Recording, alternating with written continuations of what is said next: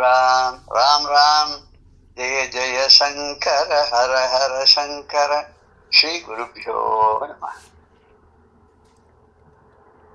கட்டுப்படுத்த முடியாதது ஏதாவது ஒண்ணு உலகத்துல உண்டு அப்படின்னு சொன்னாக்க, இது பகவான் எல்லாத்தையும் கட்டுக்குள்ள வச்சிருக்காரு, அது வேற விஷயம். நம்மளால கட்டுப்பாட்டுல வைக்க முடியாத ஒண்ணு என்ன அப்படின்னாக்க, கேன் யூ சஜஸ்ட் சம்திங்? மனசு. மனசு கட்டுக்கு அடங்காத போகும், அது சரி. இன்னொன்னு, நம்ம கட்டுல இல்லாதது, நம்ம கண்ட்ரோல்ல இல்லாதது என்னவா இருக்கலாம்? விதியையும் சொல்லிக்கலாம். விதி சொல்லலாம். ரெண்டாச்சு. ஒண்ணு விதி, ரெண்டாவது மனசு, மூணாவது நேச்சர். பொதுவாவே பிரகிருதி.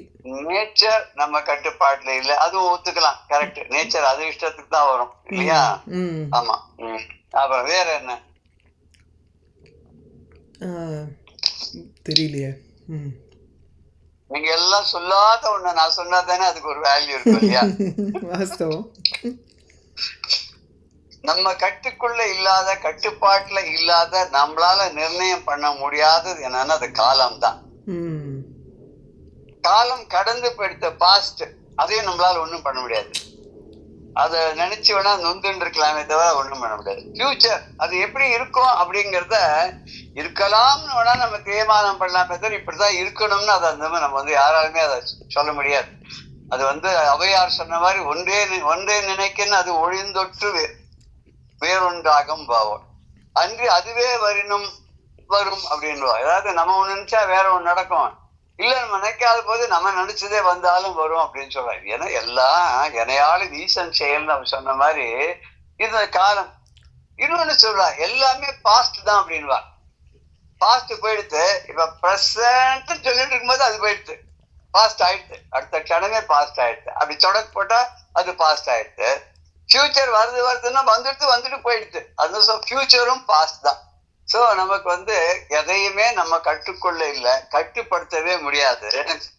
இத வள்ளலார் என்ன சொல்றாரு அப்படின்னாக்க, ஓடுகின்றன கதிரவன் அவன் பின் ஓடுகின்றன ஒவ்வொரு நாளாய், வீடுகின்றன என் செய்வோம் இனி வெய்ய கூற்றுவன் வெகுண்டில் என்று. நம்ம எல்லாரும் என்ன பண்றோம்னா, ஓடிண்டே இருக்கான் சூரியன். கிழக்க உதிச்சா மத்தியானம் மேல வந்தான், சாயங்காலம் மறைஞ்சு போயிட்டான், திருப்பி மறுநாள் காத்தா வரான். ஓடிண்டே இருக்கான். அவன் பின்னாடி ஒரு நாளும் ஓடிண்டே இருக்கு. ஆச்சு, நேற்று போயிடுத்து, இன்னைக்கு காத்தால 8 மணி ஆயிடுத்து, போயிடுத்து, முடிஞ்சு போச்சு. இப்ப நம்ம என்ன பண்றோம்னா, கன்னத்துல கை வச்சுன்னு உட்கார்ந்துருக்கோம். ஐயோ இப்படியே நாள் போனா ஆண்டொன்று போனால் வயதொன்று போகுங்கிற மாதிரி இப்படி நம்ம பார்த்து நம்ம கவலைப்பட்டு இருக்கோம். என்ன இப்படியே போயிட்டே இருக்கே, நமக்கு எத்தனை வயசு நிர்ணயம் பண்ணிருக்கான்னு அதுவும் நமக்கு தெரியல. இவ்வளவு போயிட்டு இன்னும் எவ்வளவு நாள் இருப்போம், எப்போ இந்த யமன் வந்துடுவானோ, அந்த கூற்றுவான் வந்துடுவானோ அப்படின்னு சொல்லி நம்ம இது பண்றோம். அதுக்கு அவர் சொல்ல, நீ ஏன்டா இப்படி பயப்படுற, இதெல்லாம் கண்டு அஞ்சு உட்கார்ந்துன்னு இருக்க, உனக்கு மார்க்கண்டேயரை பத்தி தெரியாதா, எப்படி பரமேஸ்வரன் காப்பாத்தினான்னு? அதனால நீ பயப்படாத, நீ எந்த கவலையும் படாத. அதனால இந்த நாதன் நாமம் இருக்காதே, அவன் அந்த பரமேஸ்வருடைய நாமத்தை சொல்றவாளுக்கு, அவனை நாடுகின்றவளுக்கு இந்த நமச்சிவாயம்னு இருக்கே, அது பெரிய துணையா இருக்கு அப்படின்னு அவர் ஒரு சின்ன க்ளூ நமக்கு கொடுக்குறார். இந்த நமச்சிவாயத்தை சொன்னோம்னு சொன்னாக்க நம்ம எதுக்கும் கவலையே பட வேண்டாம்.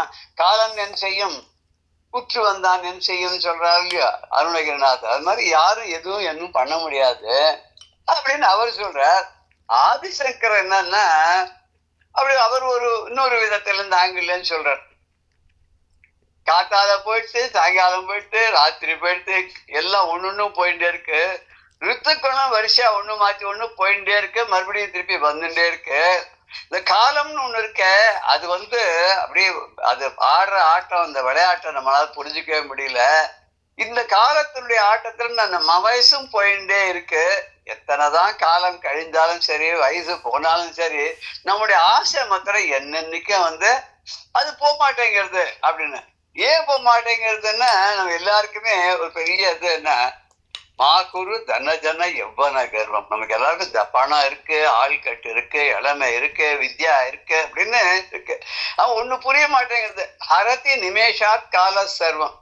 அந்த காலன் இருக்கானே, காலன்னு காலம்னு எடுத்துக்கலாம், காலன்னு யமன்னு எடுத்துக்கலாம். ஹரதி நிமேஷாத், ஒரு நிமிஷத்துல எல்லாத்தையும் அடிச்சுன்னு போயிடுவான். இதுதான் காலக்ஷேபம் அப்படின்னு வைஷ்ணவ சம்பிரதாயத்தை சொல்றது. எனக்கு ரொம்ப நாள் அது புரியாது. காலக்ஷேபம்னா முதல்ல நான் சின்ன ஏதோ கதா காலக்ஷேபம் அப்படின்னு சொல்லுவா, கதைய சொல்றா, அதை கேட்கறதுக்கு போற காலக்ஷேபம்னு உபன்யாசம் நினைச்சிருந்தேன். அப்புறம் ஒரு வாத்தியார், சம்ஸ்கிருத வாத்தியார் சொல்லி கொடுக்கும்போது காலக்ஷேபம்னா காலத்தை போக்குதல், கழித்தல், பொழுதுபோக்குதல் அப்படின்னு அதுக்கு ஒரு அர்த்தம் உண்டு அப்படின்னா. அப்படின்னு என்ன, வீணா வெட்டியா பொழுது பார்க்கனாலும் காலக்ஷேபம் தான், நல்ல முறையில செலவழிச்சாலும் காலக்ஷேபம் தான். அப்புறம் கொஞ்ச நாள் கழிச்சு ஒரு ஸ்லோகம் ஒண்ணு எனக்கு ஒரு நாமாவளி சங்கீத இதுல நாம சங்கீதத்துல அவ பாடுறச்ச ஒரு பாட்டு கேட்டோம். அதுல என்ன சொல்லித்தேன்னா, காலக்ஷேபோ ந கர்த்தவ்யா க்ஷீணமாயு க்ஷணே க்ஷணே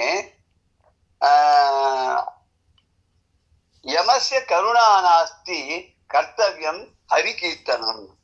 அந்த ஹரிகீர்த்தனம் ராமாவளியா பண்ணணும். ஏண்டா அப்படின்னா, அது காலக்ஷேபோ ந கர்த்தவ்யா, நேரத்தை வீண ஆக்க கூடாது, பண்ணக்கூடாது. ஏன் அப்படின்னு கேட்டா, க்ஷீணமாயு க்ஷணே க்ஷணே, ஒரு க்ஷணமும் ஆயுசு குறைஞ்சுட்டே வருதுரா.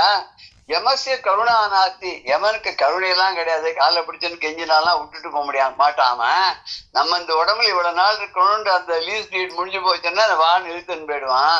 அதனால என்ன, கர்த்தவியம் ஹரிகீர்த்தனம்னா, ஹரிகீர்த்தனம் பண்ணு, அதை பண்ணு, அதான் நல்லது அப்படின்னு அவருக்கு சொன்னார். இவரும் என்ன சொல்றாரு, ஆதிசங்கர பகவத்பாலும் கால கிரீடத்தி கச்சத்தி ஆயு அதப்பேன முஞ்சத்தி ஆசா வாயு சொன்னவர் என்ன பண்ணாருன்னா, மாயாமயமிதம் அகிலம் ஹித்வா பிரம்மபதம் துவம் பிரவிஷ விதித்வான். அவரும் ஒரு நமக்கு ஒரு சின்ன ஒரு குழுவை அவர் கூட கொடுத்துட்டு தான் போறார். இப்படி எல்லாம் பெரியவாள்லாம் மாத்தி மாத்தி மாத்தி மாத்தி நமக்கு அவ கொடுத்திருக்கிற குழுவெல்லாம் பாக்குறச்ச அதிசயமா அற்புதமா இருக்கு. அவன் எப்பேற்பட்ட ஆண்டவன், விண்ணிறைந்த வெளியான்னார் அவர் தாய்மான சுவாமி. என் மனவெளியில் கலந்து அவன் பராகாசமும் இருக்கான், சிதாகாசமும் இருக்கான், அறிவாம் வெளியின் ஊடும் தன்னிறைந்த பேரமுதாய், அப்படி குளிர்ச்சியான பேர் அமுதமாகவும் அவன் இருக்கான். சதானந்தமான பெருந்தகை, அவன் எப்பவும் ஆனந்த சுரூபமா, சத்து சித்து ஆனந்த ரூபம் நம்ம சொல்லணும். அததான் இங்க சொல்றார். அப்படி நின்பால் உள் நிறைந்த பேரன்பால் ஊன் உருகி மொழி குளறி உவகை ஆகி கண் நிறைந்த புனல் உகுப்ப கரம் முகிழ்ப்ப நின் அருளை கருத்தில் வைப்பான். அந்த பகவானை பார்த்து சொல்றார், பரமேஸ்வரனை பார்த்து, ஆனந்தமான வடிவே ஆனந்தமாய் என் அறிவாய் நிறைந்த அமுதமாய் ஆனந்தமான வடிவுடையாள் அப்படின்னு அபிராமி பட்டர் சொல்ற. அதையே, ஏ பரமேஸ்வரா, உன்கிட்ட ஒரு நிறைந்த உள்ள அன்போடு கூடியவனாக இருந்து உள்ளம் உருகி, அப்படி உள்ளம் உருகிற போது உன்னை பத்தி கும்பிடும் போது, உன்னை ஸ்தோத்திரம் பண்ணும்போது வாய் குளருமா, மொழி கூட தடுமாறுமா. அப்படி ஒரு நிலைக்கு போய் அப்படியே உடம்பு சந்தோஷத்துல அப்படி ஒரு மைக்குச்சரித்து அப்படி ஒரு ஆனந்தமான வடிவமா நானும் ஆகி என் கண்ணுல இருந்து என்ன அறியாம விரும்பி அடியார் விழி நீர் மல்கி அப்படிங்கிற மாதிரி உன்னை தொழும்போது என் கண்ணுல இருந்து அப்படி கண்ணீரானது அப்படி அப்படி வெளியில கொட்டணும். என் கரங்கள் ரெண்டும் அப்படியே என்ன பண்ணணும், கை கூப்பி தலைக்கு மேல வச்சுன்னு, உன்னை தவிர வேற எதுவும் எனக்கு சரணாகதிக்கு வழி இல்லைன்னு சொல்லி நம்ம கும்பிடணுமா. அப்படி உன்னுடைய அருளை நான் என்னுடைய மனசுக்குள்ள வச்சு உன்னை என்னன்னைக்கு நான் கும்பிடணும் அப்படின்னு சொல்றார். அததான் இந்த வணிகனான தனஞ்சயன் பண்ணினான். எப்படி பண்ணாங்க, மணவூர் அப்படிங்கக்கூடிய கல்யாணபுரம்ங்கிற ஊர்ல இருந்து அவன் வியாபாரத்துக்காக வெளியில தான் போயிட்டு அப்படி வந்துட்டு இருக்கும்போது அவன் சதாசிவகாலன் கையில வேற ஒரு பெட்டி வேற வச்சுன்னு அவனுக்கு குரு கொடுத்த சிவலிங்கம் பூஜை பொருள்கள் எல்லாத்தையும் அவன் வச்சுட்டு இருக்கான். வச்சுட்டு இருக்கிறவன் என்ன பண்றான்னா, அப்பப்போ அந்தந்த வேலைக்கு பிற்காலத்திலையும் அந்த பூஜையெல்லாம் பண்ணி எப்படி முறைப்படி என்ன பண்ணுமோ அதெல்லாம் பண்ணி, வழியில ஒரு நல்ல ஆறுகள் இருந்தாலும் நீர்வீழ்ச்சிகள் இருந்தால் அதுலேயும் ஸ்நானம் பண்ணி, அப்படி அந்த கிழமைகள்ல எப்படி எப்படி அந்த பகவான பரமேஸ்வரனை கும்பிடணுமோ அப்படியெல்லாம் வழியெல்லாம் பண்ணிட்டு இருந்தாவன். ஒரு நாளைக்கு அப்படி பண்ணி அப்படி வியாபாரத்துக்கு போயிட்டு வரும்போது என்ன ஆச்சுன்னா, அந்த சூரியன் மறையும் போது இருட்டு வர ஆரம்பிச்சது. இருட்டு வந்த உடனே அவனுக்கு என்ன தோணித்தானே, எதிர்க்க பார்த்தா அங்க அவனுக்கு ஒரு சிவலிங்கம் இருக்கிற மாதிரி தோணுது. பாம்பையும் கங்கையும் தலையில அணிந்து கொடுக்கக்கூடிய சடையோடு கூடிய அந்த இறைவனுக்கு அன்பன் இல்லையாவன் அப்பேற்பட்டவன் அந்த இடத்துல வரும்போது அங்க அவன் பாக்குறான். என்ன பாக்குறான், அது வரைக்கும் நம்ம வந்தோம், இன்னைக்கு என்ன பாக்குறான்றத பாக்கலாமா. வாங்கு நான் மறுபேந்திய மத மலை எழுத்தன் தாங்கி 1000 கரங்களா தடவி என் திசையும் தூங்கு காரிருள் காரிருள் ரத்து அறுத்து காரிருள் அறுத்து செஞ்சுடரென சூழ் போய் வீங்கு காரிருள் ஒதுக்கிய விமானமோ கண்டான். அவன் பார்க்க நேரம் என்ன பண்ணான்னு ஒரு விமானத்தை பார்த்தான். அழகான ஒரு விமானத்தை பார்த்தான். அந்த விமானம் எப்படி இருந்ததுன்னா அப்படி செக்கச்செவேல்னு சூரியன் அப்படி பிரகாசத்தோட இருக்கும்போது அவனுடைய கிரணங்கள் எப்படி எல்லா திசைகளிலும் பரவி அந்த கரிய இருளை போக்குகின்றதாக இருக்கிறதோ அப்படி ஒரு விமானம் இவன் பார்க்கறாங்க. அங்க இன்னும் என்ன பார்த்தான்னா வளைஞ்ச 4 கொம்புகளை உடைய 8 யானைகள் தன்னுடைய முதுகுல தாங்கக்கூடிய 1000 கிரணங்களாலும் 8 திக்கிலும் நிறைந்துள்ள கரிய இருளை போக்குகின்ற அந்த சிவந்த சூரியனை போல திசைதோறும் சென்று கார் இருளை போக்கக்கூடிய எல்லா இடத்திலும் அப்படி பரவி இருக்கக்கூடிய இருளை எல்லாம் ஒட்டுமொத்தமாக நீக்கக்கூடிய அந்த அழகான விமானத்தை கண்டான் அப்படின்னு இந்த பாடல சொல்றார். வாங்கு அப்படின்னாக்கா வளைந்த அர்த்தம். மறுப்புன்னா கொம்பு. இந்த மறுப்புன்னு சின்ன ரா போட்டிருக்கு, கொம்பு. பெரிய ரா போட்டா மறுப்புன்னு சொன்னதை மறுத்தான், அப்படின்னு சொல்ற மாதிரி. எருத்தம் அப்படின்னாக்கா பிடரி. அந்த எருத்தம் இருக்கனால எருதுன்னு கூட அதுக்கு பேரு. எதுக்கு? மாட்டு, காளை மாட்டுக்கு எருதுன்னு கூட பேரு இல்லையா? எருமை எருது அப்படின்னு சொல்லுவாங்க. இங்க எருத்தம்னா பிடரி. பிடரிங்கிறது என்னன்னாக்கா முதுகுன்னு சொல்லலாம், கழுத்துக்கும் உடலுக்கும் நடுவில் இருக்கிற பகுதி. அப்புறம் கரங்கள் அப்படின்னாக்க இங்க கரங்கள்னு சாதாரணமா கைகள்னு சொல்லுவோம்.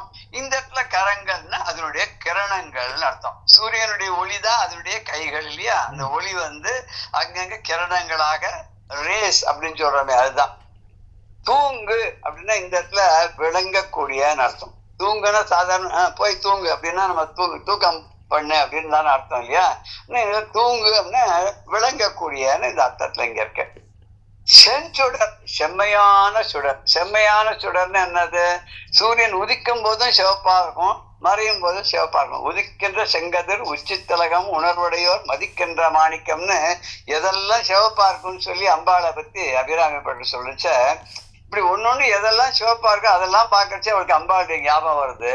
இப்படி செங்கதிர் உச்சித்தலகம் உணர்வுடையோர் மதிக்கின்ற மாணிக்கம் மாதுளம் போது மலர்க்கமலை துதிக்கின்ற மின்கொடி மென்கடி குங்குமத்தோயம் என்ன விதிக்கின்ற அபிராமி அந்த விழுத்துணையே.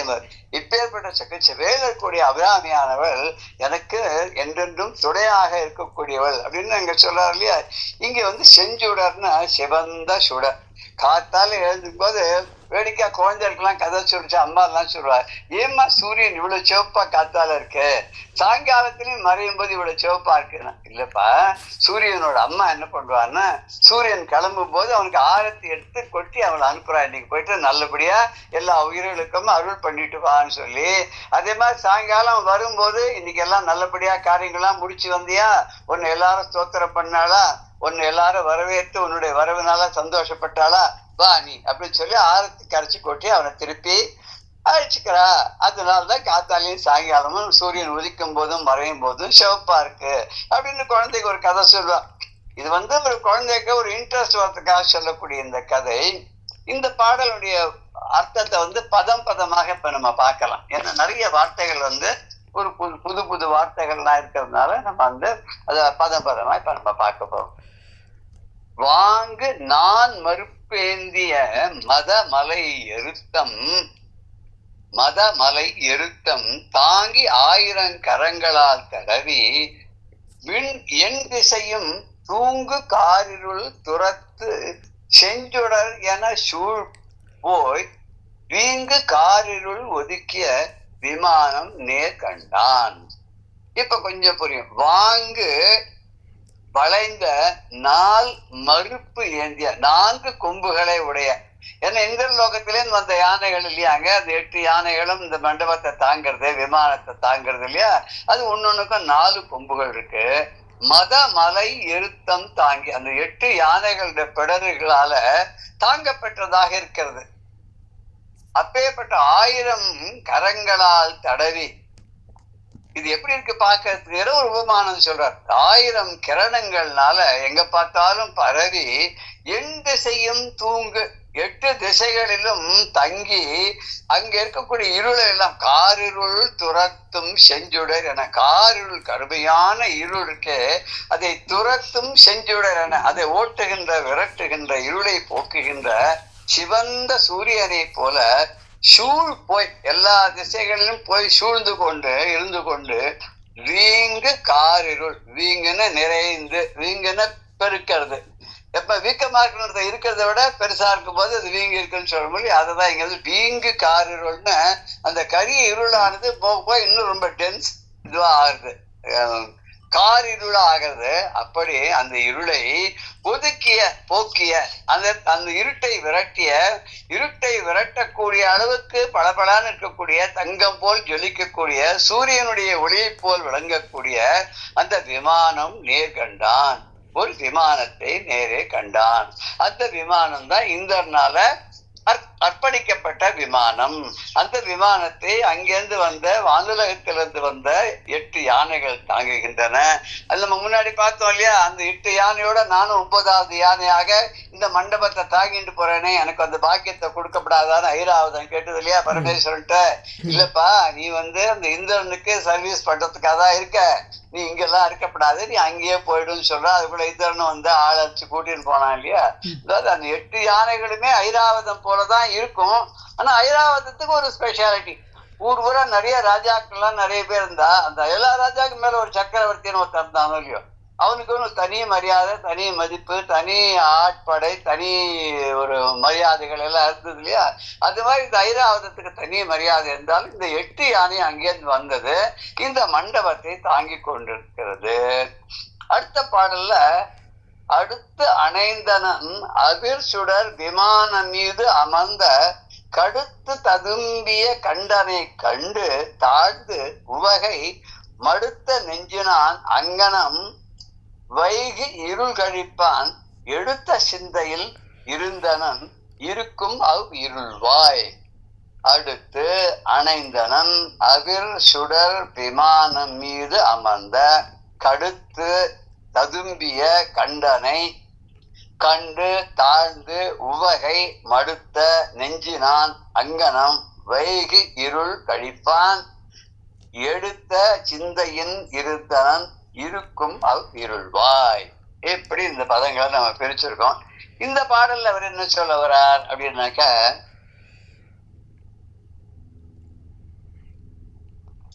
அந்த விமானத்து ஒளியோட கூடிய அந்த பளபளப்பாக இருக்கக்கூடிய விமானம் இருக்கு, அந்த விமானத்துக்கு அருகில இவன் போனான். போயிட்டு அந்த விமானத்துல அது கீழே யார் எழுந்தள் இருக்கிறார், மேல விமானம் வச்சாச்சு, அதுக்கு 8 யானைகள் தாங்கிறது.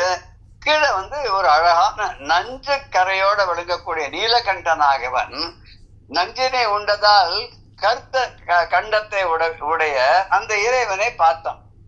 அந்த சோமசுந்தர கடவுளை பார்த்தான்.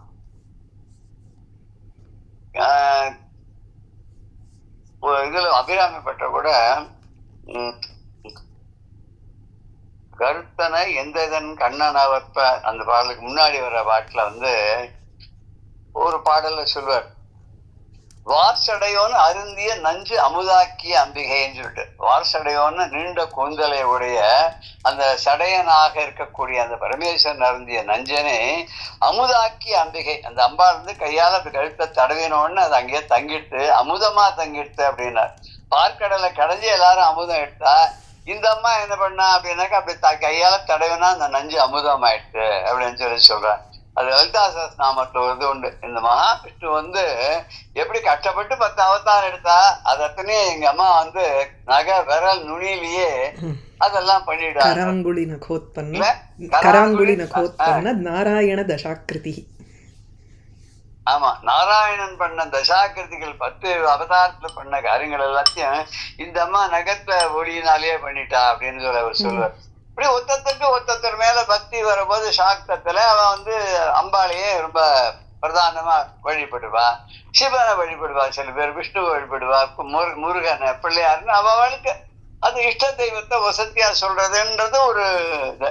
ஆனா ஆதிசங்கர பகவத் பாதாளத்துல என்ன பண்ணாருன்னா, எந்தெந்த கோயில்கள்லாம் போறாலும் அங்க இருக்கிற சுவாமியை பத்தி ஓன்னு சொல்லுவார். இவன் தான் மத்தவ எல்லாரும் வந்து உங்க வாசல்ல நிக்கிறா அப்படின்றார். இதுல வருது இல்லையோ சுப்பிரபாதத்துல சூரியேந்து கோம புதவாக்பதி காவிய சௌரி சொர்பானு கேது விஷத் பரிஷத் பதானா பக்தாசதாச கருணாவதி தாசதாச வெங்கடாச்சலபதி தவ சுப்பிரபாதம் அப்படின்னு வருது இல்லையா. நவகிரகங்கள்லாம் தேவர்கள் எல்லாம் எல்லாரும் வந்து காத்துட்டு இருக்கா அவனுடைய தரிசனத்துக்குன்னு. அதே அம்பாள் இதை சொல்லும் போது கூட சிவானந்த லயர்லயும் ஆதிசங்கர் அதுதான் சொல்லுவாரு, பரமேஸ்வரா உன்னை பாக்கிறதுக்காக எல்லாரும் வரிசையா கியூல நிக்கிறாப்பா, இத்தனை பேருடைய மகுடங்களும் உன்னுடைய பாதத்தை மறைக்கிறது, நான் இங்க தள்ளி நின்று உன்னை சேவிக்கலாம்னா கூட என்னால உன்னுடைய பாதத்தை பார்க்க முடியலையே அப்படின்னு ஒரு இடத்துல சொல்றாரு இல்லையா. அதுதான் இங்க வந்து இவரும் அதான் ஒரு சொல்றாரு, என்ன இந்த விமானத்துக்கு கிட்ட போய் இந்த ஒளியோடு இருக்கக்கூடிய அந்த விமானத்துக்கு கீழே இருக்கக்கூடிய நஞ்சை உண்டதனால் ஏற்பட்ட கரையை கண்டத்தில் உடைய அந்த நஞ்சுண்டேஸ்வரனாக இருக்கக்கூடிய அந்த நீலகண்டனை பார்க்கிறான். அப்ப வந்து ரொம்ப மகிழ்ச்சி பொங்க, ரொம்ப ஆனந்தம். அவன் நினைச்சே பார்க்கல, ஏன்னா அன்னைக்கு இருட்டா போச்சு, வழி தவறி இந்த பக்கமா வந்தான், அந்த கதம்ப வனத்து வழியா வந்துட்டான். வந்தா அங்க பார்த்தா அந்த இருட்டுக்கு நடுவுல இப்படி ஒளிமயமான ஒரு மண்டபத்தின் கீழே இப்படி இறைவனை பார்ப்போம்னு நினைக்கல. அதை பார்த்தோன்னு ரொம்ப சந்தோஷமாயிடுச்சு. அந்த இறைவனை வழங்கி அந்த அந்த ராத்திரி முழுக்க அங்கே அவனுக்கு அது ஒரு சிவராத்திரியா போயிடுதுன்னு சொல்லலாம். அந்த சிவனுக்காக செலவு பண்ண ராத்திரி அது சிவராத்திரியாவே அவனுக்கு ஆயிடுத்து. அப்படி அந்த மாதிரி ரொம்ப இரவு 2ஆம் ஜாமம் 3ஆம் ஜாமம் எல்லாத்திலையும் அவன் வந்து இந்த சிவ வழிபாட்டிலே ஈடுபட்டு கொண்டு இருக்கான். அப்படி இருக்கும்போது என்ன ஆச்சு அப்படின்னு அடுத்த பாடல் சொல்ல போறார். இந்த பாடலுடைய பதவுரை பார்த்துட்டு நம்ம அடுத்த பாடலுக்கு நம்ம சொல்ல போறோம்.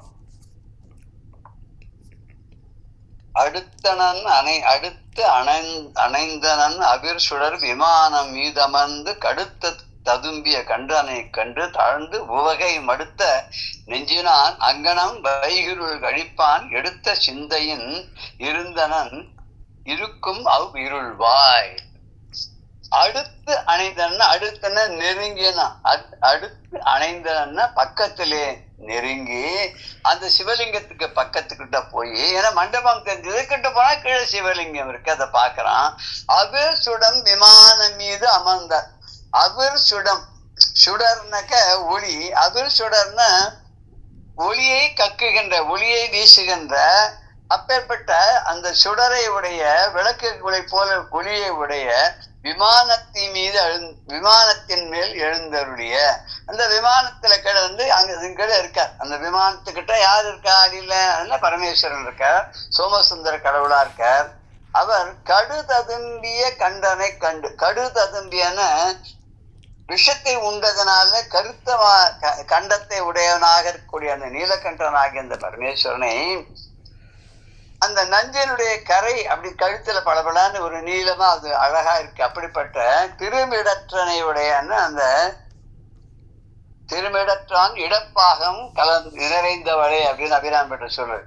கருத்த கண்டத்தை உடைய அந்த சிவபெருமானுடைய இடது பாகத்தில் இருப்பவள் அம்பாள்னு சொல்றாரு. வரங்க இங்க திருமிடற்றினை இறைவனை தரிசித்து, அப்பேற்பட்ட கடவுளை தரிசித்து நஞ்சை உண்டதனால் ஏற்பட்ட கழுத்துல கரையாக இருக்கக்கூடிய நீல நிறத்தை உடைய அந்த சிவனை வணங்கி உவகை மடுத்த நெஞ்சினான். ரொம்ப சந்தோஷம் ஆயிடுச்சு அவனுக்கு, ரொம்ப களிப்பு நிறைந்த உள்ளத்தை உடையவனாக.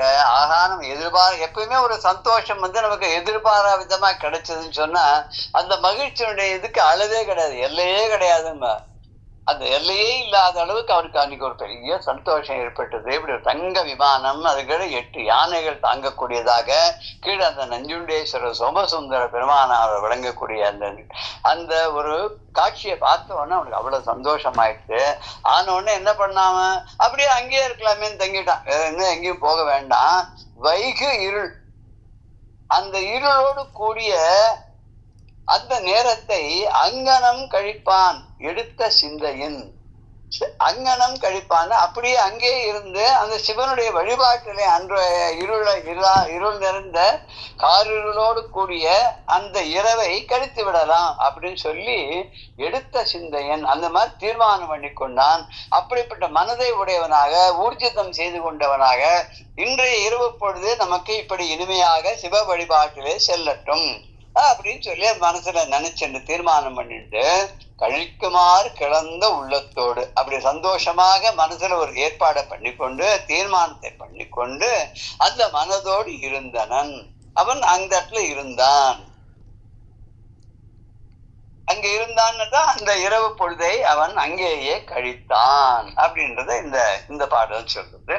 இதுக்கு அடுத்ததாக வர பாடல், சோமவாரம் அன்று ஆதலார் சுரர்கள் அங்கு எய்தி வாம மேகலை மலை மகள் தலைமகன் மலர்ந்த காமர் சேவடி பணிந்தவன் கங்குல் போல் கருதி யாம நான்கினும் அர்ச்சனை இன்புற புரிவார். சோமவாரம் அன்று ஆதலால் சுரர்கள் அங்கு எய்தி வாம மேகலை மலை மகள் தலைமகன் மலர்ந்த காமர் சேவடி பணிந்து அவன் கங்குல் போல் கருதி யாமம் நான்கினும் அர்ச்சனையில் இன்புற புரிவார். அங்க போயாச்சு, கீழே சிவனையும் பார்த்தாச்சு, பரம சந்தோஷம் ஆயாச்சு. அப்புறம்தான் அவனுக்கு தோணிட்டு, ஆஹா அந்த கோவிலுக்கு அந்த மண்டபத்துக்கு அடுத்து அதுக்கு அருகிலே வந்துட்டோம். கடுத்ததண்டிய விஷம் நிறைந்த அந்த கண்டத்தை, கழுத்தை நீல நிறத்தை உடையவனை, மடுத்த அந்த நிறத்தை உடையவனை, நிறைந்த ஒரு வள்ளல் போல் இருக்கக்கூடிய அந்த சோமசுந்தர பெருமானை பார்த்த உடனே அன்னைக்கு தான் அவனுக்கு தோணித்து, இன்னைக்கு சோமவாரம் ஆச்சே அப்படின்னு சொல்லி. சோமவாரம் சிவனுக்கு ரொம்ப விசேஷம். அன்னைக்கு திங்கட்கிழமையில அமாவாசை வந்துட்டோன்னா கூட அது ரொம்ப சோமவார அமாவாசைன்னு ரொம்ப விசேஷமா எல்லாரும் போய் அரச மரமும் வேப்ப மரமும் சேர்ந்து வளர்ந்துருக்கக்கூடிய இடத்துல போய் 108 பிரதட்சணம் பண்ணுவான். அது சோமவார பிரதட்சணம்னு. இன்னொன்னு கூட உண்டு, சோமசூத்திர பிரதட்சணம்னு ஒண்ணு உண்டு. அதை பத்தி ஏதாவது சொல்ல முடியுமா? தெரியலையே எனக்கு. இந்த பிரதோஷ வேளையில என்ன பண்ணுவான்னாக்கா, சிவன் கோவில்ல உள்ள அபிஷேகம் நடக்கும். சிவனுக்கு நந்திக்கும் சைமல்டேனியஸா தான் நடக்கும். உள்ள பிரதட்சணம் பண்றவா சுத்தி வரப்படாதான். அவன் என்ன பண்ணுவான்னாக்க, இந்த இடது பக்கமா பிரதட்சணத்துக்கு போவா, அங்க அபிஷேக தீர்த்தம் எல்லாம் வெளியில விழுது, அதுக்கு ஒரு இது ஒண்ணு வச்சிருப்பா இல்லையா, அதை தாண்ட கூடாதான். அது கங்கையோட சேர்றது, கங்கையோட கனெக்ட் ஆயிடுது, மொத்தமும் கங்கை தாண்டப்படாது காலால அப்படின்றதுக்காக திரும்பி வந்துருவாளாம். திரும்பி வந்து அந்த பக்கத்தால வந்து இதே இந்த தண்ணி வர வழி வரைக்கும் வருவா. அங்கிருந்து சுவாமியை தியானிப்பா, ஏதோ சில ஸ்லோகங்கள் சொல்லுவா, திருப்பி அதே மாதிரியே வந்துடுவா, போன வழியிலே திரும்பி வந்துடுவா. அது அன்னைக்கு மட்டும் தான் அப்படி. அதுல பிரதட்சணம் அப்பிரதட்சணம் ரெண்டுமே இருக்கணும், ரெண்டுமே இருக்கும், சேர்ந்து இருக்கும். முதல்ல பாதி வழிக்கு பிரதட்சணமா போவா, அப்புறம் அடுத்தது அப்பிரதட்சணமா திரும்பி வந்து அந்த அந்த பர்டிகுலர் பாயிண்ட் வரைக்கும் திரும்பி வருவா, திருப்பி அதே மாதிரி திருப்பி வந்துடுவா. இப்போ கோவில் முழுக்க பிரதட்சணம் பண்ணும், சன்னதி பிரதட்சணம் பண்ணுறதுக்கு இப்படிதான். கோவில் முழுக்க சிவன் கோயில பிரதட்சணம் பண்ணணும்னாலும் இப்படிதான் பண்ணணும் அப்படின்னு சொல்லுவா. இதுக்கு சோமசூத்திர பிரதட்சணம்னு சொல்லுவா. அதுக்கு என்ன நெறிமுறைகள்லாம் தெரியல, பட் அந்த மாதிரி பண்ணிருக்கா நான் பார்த்துருக்கேன். இது சோமவாரம் ஆனதுனால அன்னைக்கு வந்து திங்கட்கிழமை அப்படிங்கிறதுனால அன்னைக்கு தேவர்கள்லாம் வராலாம். ஒரு சோமவாரத்துக்கும் ராத்திரி வந்து தேவர்கள்லாம் பூமிக்கு வராலாம். வந்தவன் என்ன பண்றான்னு, அந்த பரமேஸ்வரன் அவர் ஒளியோடு கூடிய மேகலையை அணிந்து கொண்டிருக்கக்கூடிய, மேகலை மேல் வஸ்திரத்தை அணுகி கொண்டிருக்கக்கூடிய அந்த பார்வதி தேவி மலைமகள் இருக்காரு, அவளுடைய கணவனான சிவபெருமான் இருக்கானே, அவனுடைய மலர்ந்த தாமரை போல் இருக்கக்கூடிய அழகான திருவடிகளை வணங்கி அந்த இறைவனுடைய சிவராத்திரி போல கருதி, ஒரு சோமவார ராத்திரியும் சிவராத்திரி மாதிரி அப்படின்னு கருதி 4 ஜாமங்களிலும் ரொம்ப சந்தோஷத்தோட அர்ச்சனை செய்வாளாம். இன்பம் நிறைந்த மகிழ்வு நிறைந்த உள்ளத்தோட அவருக்கு அர்ச்சனை எல்லாம் செஞ்சுட்டு போவாளாம். இன்னைக்கு இந்த சோமவாரத்து அன்னைக்கு இந்த தனஞ்சயங்கக்கூடிய அந்த வணிகனானவன் அவனும் அன்னைக்கு வந்திருக்கான். அவன் பண்ண புண்ணிய வசாத்து, கேனாப்பு புண்ணிய வசாத்துன்னு சொல்லி மகாசங்கல்பத்தை சொல்றோமோ இல்லையோ, புனரப்பி ஜனித்வா கேனாப்பி புண்ணிய வசாத்து, நல்ல யோனியில பிறந்து நல்ல கதியில வந்து இப்படிலாம் இருக்கச்சு நம்ம தப்பெல்லாம் பண்ணக்கூடாது, நல்லதே பண்ணணும்னு சங்கல்பம் எல்லாம் பண்ணி சொல்றோம் இல்லையோ, அதுக்கு அர்த்தம் தெரிஞ்சு சொன்னோம்னா அந்த தப்பெல்லாம் இனிமே பண்ண மாட்டோம். அப்புறம் வந்து அந்த தப்பெல்லாம் வரிசையா பண்ணித்தான் ஆகணும்னு பண்றவெல்லாம் அந்த சங்கல்பத்தை பண்ண மாட்டான் இல்லையா. அதாவது இவன் வந்து என்னன்னா சிவபெருமானுக்கு சோமவாரத்தை இரவுல பூஜை பண்றதுங்கிறதே ஒரு சங்கல்பமாக கொண்ட அந்த வானவர்கள் தேவர்கள்லாம் அங்க வந்திருக்கா. சிவந்த மலர்ந்த தாமரை போல் உள்ள சிவனுடைய பாதங்களை வணங்கி அந்த இறைவனுக்கு சிவராத்திரிக்கு எப்படி பண்ணாலோ அந்த அளவுக்கு 4 ஜாமத்துக்கு பூஜைகள் எல்லாம் பண்ணி அங்க சந்தோஷத்தோட அந்த வழிபாடு பண்ணினார்கள் அப்படின்னு இந்த பாடல்ல அவர் சொல்றார். அதுக்கு என்ன இப்ப பதமா பார்த்தோம் அப்படின்னு சொன்னாக்க, அன்று சோமவாரம் அதுல அன்னைக்கு இந்த தனஞ்சயன்கூடிய வணிகன் போன அன்னைக்கு இரவு திங்கட்கிழமை. அதனால அங்கு அந்த இடத்துல சுரர்கள் தேவர்கள் எல்லாம் எய்தி வந்து அடைந்து, யாத்தி நம்ம சொல்றோம் யாத்தின்னு அடைந்தான் இல்லையா சம்ஸ்கிருதத்துல, அடைகிறான். யாந்தி அப்படின்னா அடைகிறார்கள் இல்ல, செல்கிறார்கள். அது எங்கேயோ ஒரு இடத்துல நான் கேட்டிருக்கேன் அந்த வார்த்தையை. வஸ்திரேன வபுஷா வாச்சா வித்யா வினயேனச்ச வகாரை பஞ்சபேர்கேனை நரஹ நா யாந்தி கௌரவம். கரெக்டா? தெரியல, நான் கேட்டது இது எங்கேயோ கேட்டிருக்கேன், யாராவது சொல்லி கேட்டிருக்கேன். அதாவது வஸ்திரேன வபுஷா வாச்சா, வஸ்திரேன நல்ல ட்ரெஸ், வபுஷான்னு நல்ல பர்சனாலிட்டி இல்லாத ட்ரெஸ் போட்டா சோழகொல பொம்மை மாதிரி இருக்கும். வஸ்திரேன வபுஷா வாச்சா, இது 2 இருக்கு. நல்ல வாக் சுத்தம் இருக்கணும், வாக் நல்லா இருக்கும். வாயை தந்தாலே அவாய்டு பண்ணும் போல தோணக்கூடாது நமக்கு, அப்படி வாக்கும் நல்லா இருக்கும். வஸ்திரேன வபுஷா வாச்சா, இது நல்லா இருக்கணும்னா நல்ல வித்யா கல்வி அறிவு இருக்கணும். வித்யா கல்வியும் இருக்கு, நல்ல பர்சனாலிட்டி இருக்கு, உடம்பு இருக்கு, எல்லாம் இருக்கு. ஆனா வினயம் இல்லைன்னு வினய வித்யா வினய வர்ணித்தான மாதிரி கல்வி இருக்க அறிவு இருக்கு, வினயம் இல்லை அப்படின்னா வகாரை பஞ்சபீர்கரை இந்த 5ம் இல்லாதவன் நராக அப்படிப்பட்ட ஜனங்கள் ந யாந்தி கௌரவம், அவளுக்கு மரியாதை ந யாந்தி அடைவதில்லை அப்படின்ற. இங்க யாந்தி அதான் இங்க யாத்தி, அததான் இங்க அப்படி சொல்றார். எய்தி அப்படின்னு தமிழ்ல வந்திருக்கு. யாத்தி அப்படிங்கிறது எய்தி அடைந்து.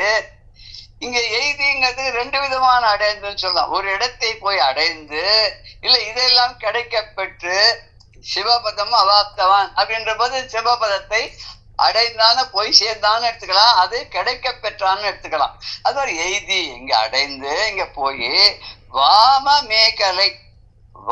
மேகலை தலைமகன் அப்படின்னா வாமம் மேகலை மலைமகள். சிவனுடைய இடது பாகத்திலே இருக்கக்கூடியவள், மேகலையை அணிந்து கொண்டிருக்கூடியவள், அப்பேற்பட்ட மலைமகளான அந்த பார்வதியினுடைய தலைமகன் தலைவன். அது இங்க வாமங்கிறது ஒரு ஒளியுடைய மேகலை அப்படின்னு எடுத்துக்கிறார். வாம பாகத்தில் இருக்கக்கூடியவள் மேகலையோடு இருக்கக்கூடியவள் அப்படின்னு நம்ம சொல்லலாம், அர்த்தம் சொல்லிக்கலாம். அப்படிப்பட்ட அணிந்த அந்த பார்வதியினுடைய தலைவனாக இருக்கக்கூடிய சிவபெருமான் இருக்காரு. அவருடைய மலர்ந்த காமர் சேவடி பணிந்து, அலர்ந்த அழகான சிவந்த திருவடிகளை எல்லாம் வணங்கி அவன் கங்குல் போல் கருதி, அந்த அன்னைக்கு கங்குல்னா இரவு, கங்குல் பகல், இரவு பகலாக அப்படின்னு சொல்ற, ராப்பகலா அப்படின்னு சொல்றோம் இல்லையா, ராப்பகலா விடாது வழிச்சுட்டு இருக்கார் அப்படின்னு சொல்றோமோ இல்லையா. இங்க கங்குல் பகல், இங்க கங்குல் இரவு. அந்த இரவை எப்படி அவன் என்னமா கழிச்சான் அப்படின்னாக்க, அந்த இரவை பகல் போல கருதி அவ எல்லாரும் அங்கேயே இருந்து அந்த சிவனுக்கு உகந்ததாக அந்த சோமவாரத்தினுடைய அந்த இருட்டான அந்த ராத்திரிய ரொம்ப அழகா எப்படி கண்டிச்சா, எப்படி உபயோகப்படுத்திண்டா அப்படின்னாக்க, யாமம் 4லும் ராத்திரிக்குடைய 4 ஜாமங்களிலும் இன்புற அர்ச்சனை புரிவார். ரொம்ப இன்பம் நிறைந்து சந்தோஷம் மிகுந்து மகிழ்வோடு அந்த சிவபிரானுக்கு அர்ச்சனையை செய்தார்கள் அப்படின்னு. சரி, இத்தனை பண்ணாலே ஏதாச்சு அவெல்லாம் வந்த உடனே அதுக்கு மேல டெவலப்மெண்ட் சொல்லணும் இல்லையா, என்ன ஆச்சு அப்படின்னு. அது எப்படி சொல்றாருன்னா, அண்டர் வந்ததும் அர்ச்சனை புரிவதும் அனைத்தும் தொண்டர் அன்பினுக்கு எளியவன் சுரர் தொழ கருத்த கண்டன் இன்னருள் கண்ணினான் கண்டனன் நுதரிற் புண்டரம் பயின்று புண்டரம் பயில் அன்பு உடைய புண்ணிய வணிகன், புண்டரம் பயில் அன்பு உடை புண்ணிய வணிகன் அப்படின்ற பாடல். இதுல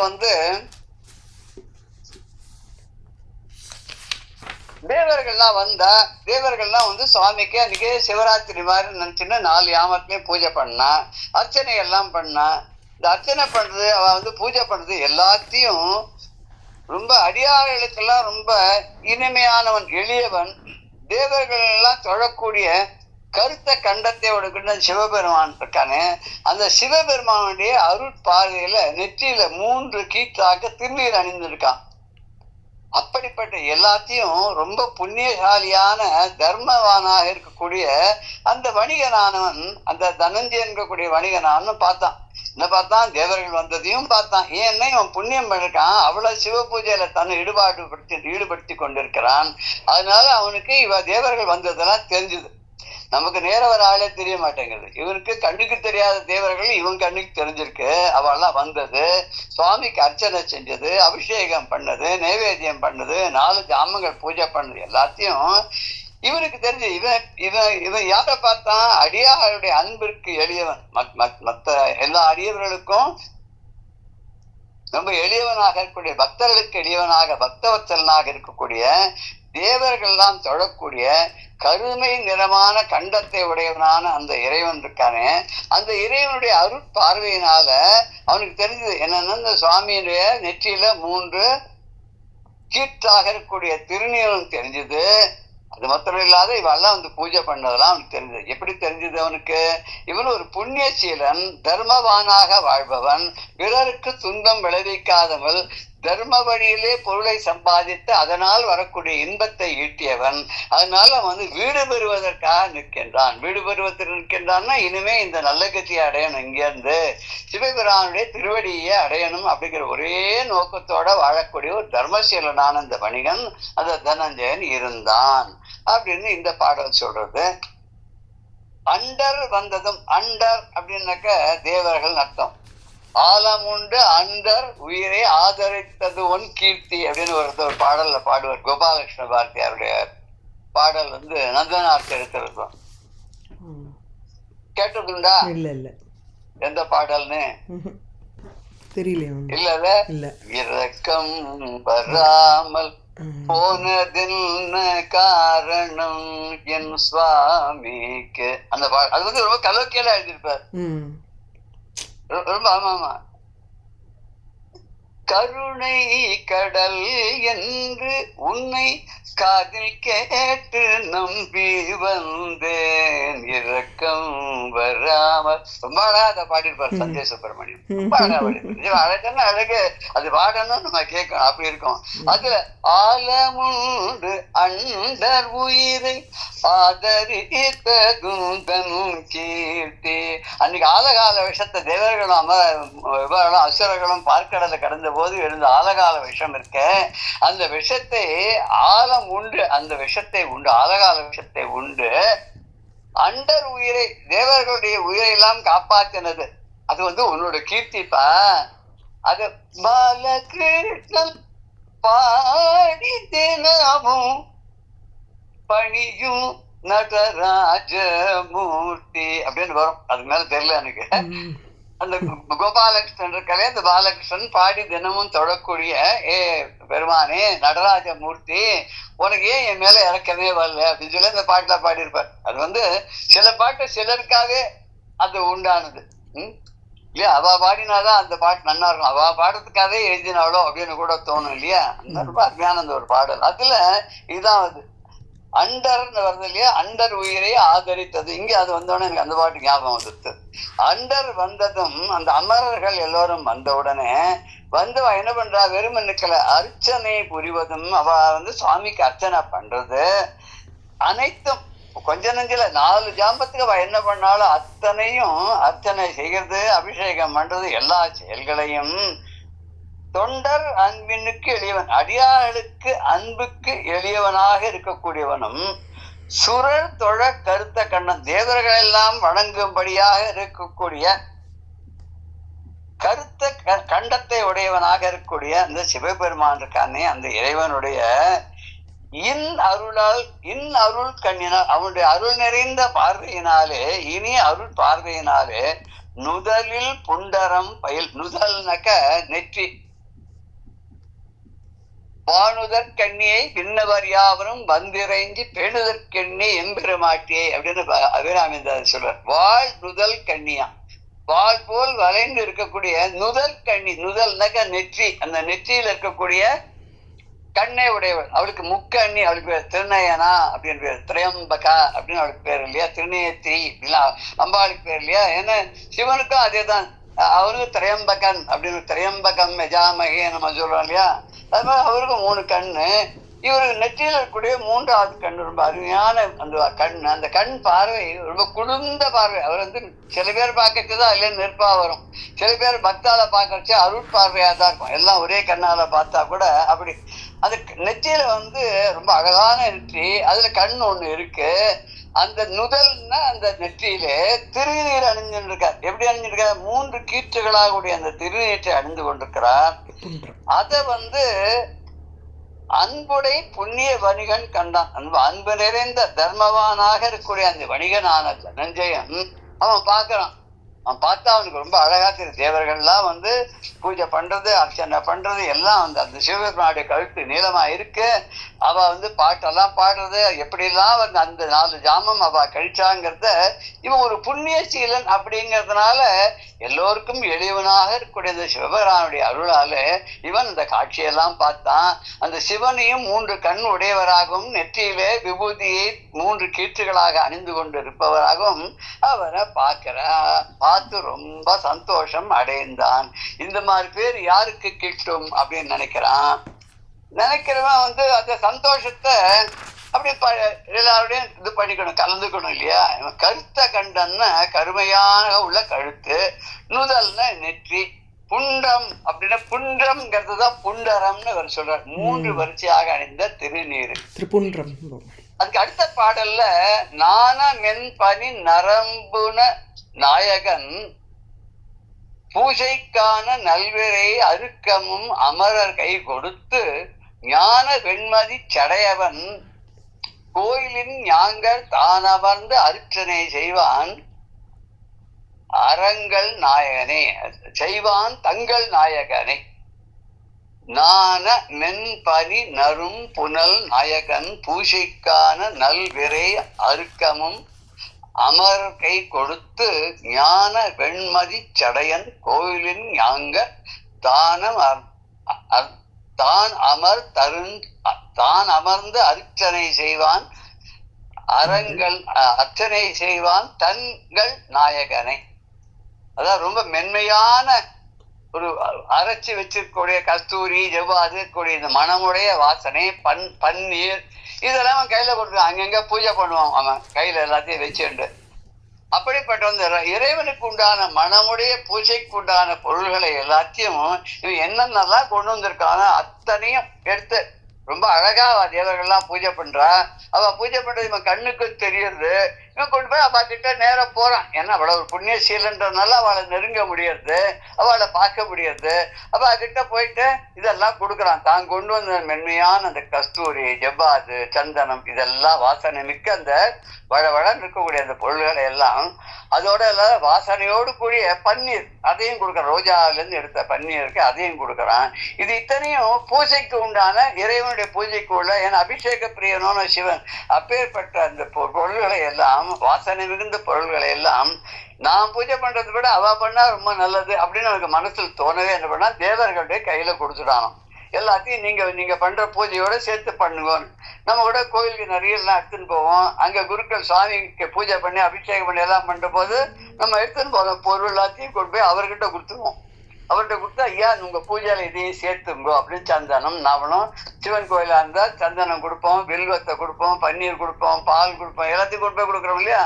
அதுதான் இவன் தான் எங்கேயும் போனாக்கா எங்கேயா வழியில மாட்டின்டா அந்த இடத்துல பூஜை பண்றதுக்கு எல்லாம் வேணுமேனு ஒரு பையில அதையும் எடுத்துன்னு போற மாதிரி.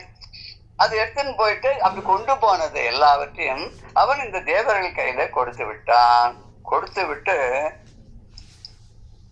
அந்த சிவன் எப்பேற்பட்டவனாக இருக்கிறார்? ஞானமே வடிவாக இருக்கக்கூடிய வெள்ளை வெளியேற இருக்கக்கூடிய வெண்மையான நிறத்தை உடைய அந்த சந்திரனை அன்பு விடுறார். ஒரு கீட்டு தான் அது. அந்த ஒரு கீட்டு பிறை, அந்த பிறை மதி சூடிய பெருமான் விளைவிலேன்னு இருக்கக்கூடிய சந்திரனை தன்னுடைய தலையிலே அணிந்து கொண்டிருக்கிறார். அந்த சடையுடைய அந்த சிவபெருமானை சோமசுந்தர் கடவுளை அவருடைய விமானத்துக்கு முன்னாடி போய் இவன் போய் அமர்ந்துட்டான். உள்ள போய் அவெல்லாம் அமரர்கள் தான் பூஜை பண்றா. இவன் என்ன பண்ணா விமானத்து வெளியில வந்து விமானத்துக்கு உட்கார்ந்து தன்னுடைய தலைவனாக இருக்கக்கூடிய அந்த இறைவனை நினைத்து தன்னால தனக்கு என்ன தெரியுமோ அந்த முறையில அவனுக்கு அந்த சிவனுக்கு வழிபாடு பண்ணினான், தானும் பூஜை செய்தான்.